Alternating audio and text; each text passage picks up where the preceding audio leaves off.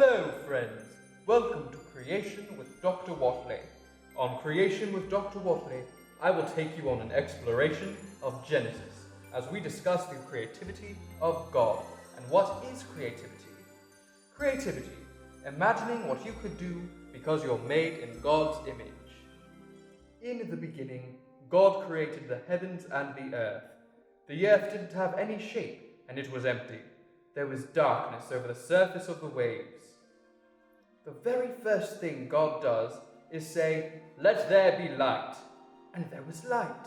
How interesting that in Genesis God creates light before creating the sun. I like thinking about these sorts of things. Once God spoke light into existence, He called the light day and the darkness night. That was day number 1. Then God took that watery, shapeless chaos and did something unexpected. God said, "Let there be a huge space between the waters. Let it separate from water. And that's exactly what happened. God made the huge space above the waters.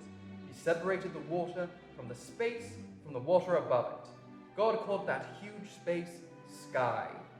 There was evening and there was morning. It was day 2. What is most profound is God's design creation to take something dark, without meaning or shape, and make it into something wonderful.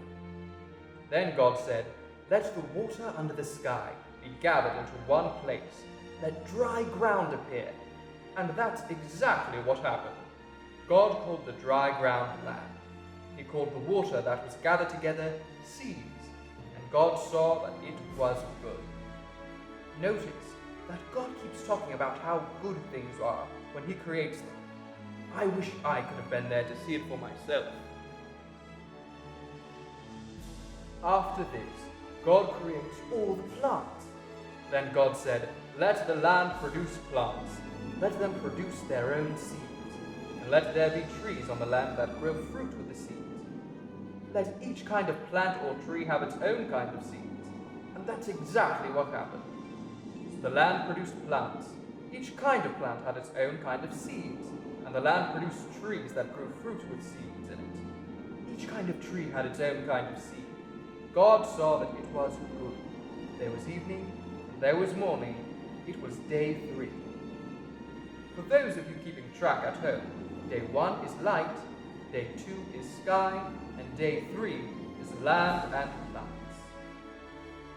Remember what I had mentioned of the sun? Well, now God decides to make what has been commonly referred to as their heavenly bodies. That means things up in space. Genesis says that God gave us the sun, moon, and stars to study and use, as well as give us light. God said, "Let there be light in the huge space of the sky. Let them separate the day from the night. Let the light set the times for the holy celebrations and the days and the years. Let them be light in the huge space of the sky to give light on earth." And that's exactly what happened. God made 2 great lights.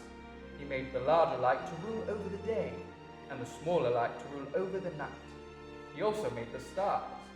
God put the lights in the huge space of the sky to give light on the earth. He put them there to rule over the day and the night. He put them there to separate light from darkness. God saw that it was good. There was evening, and there was morning. It was day 4.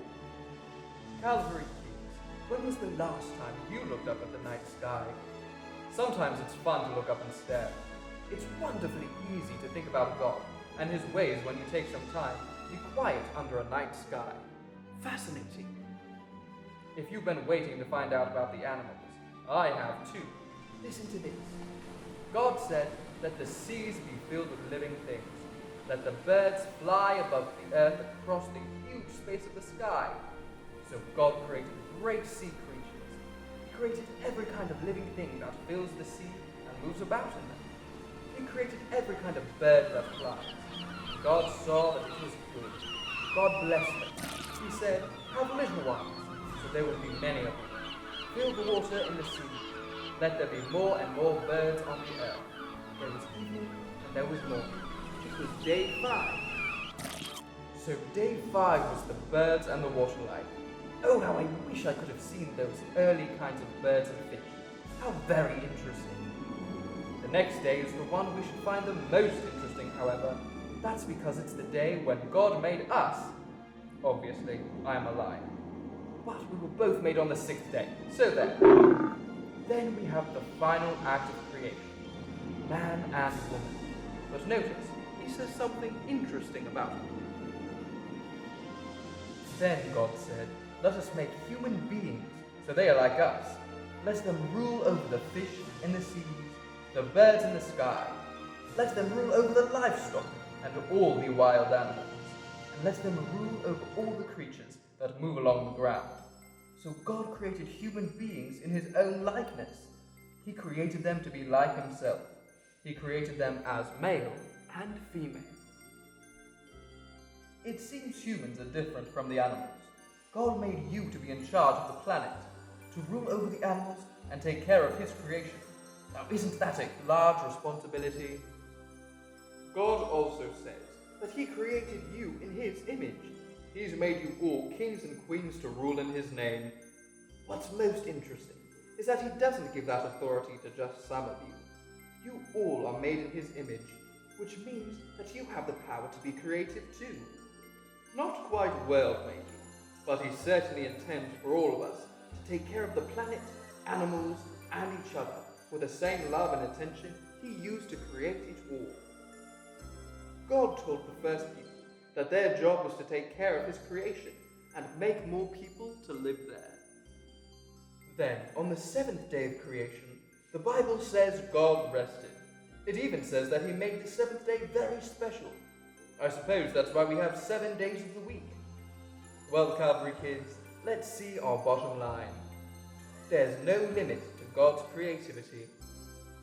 The same creativity and power God used to make the universe, he used to make you. Well, isn't that an encouraging thought? Thank you so much for coming today. See you again soon, Calvary kids. Goodbye.